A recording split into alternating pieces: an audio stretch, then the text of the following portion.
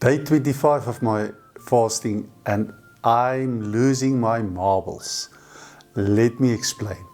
In this jar I have 101 marbles. That represent all the kilos I want to lose. Are those kilos?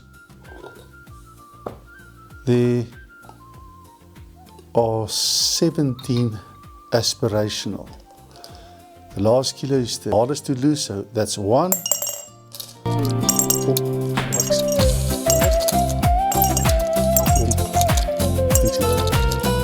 Let us close aspirational.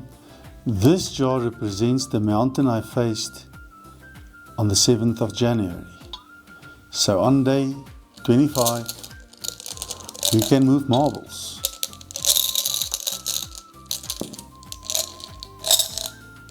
One,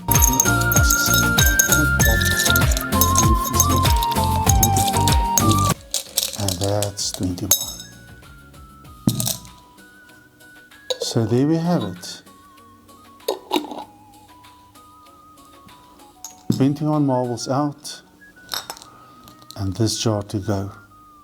I hope that by the end of July, I would have lost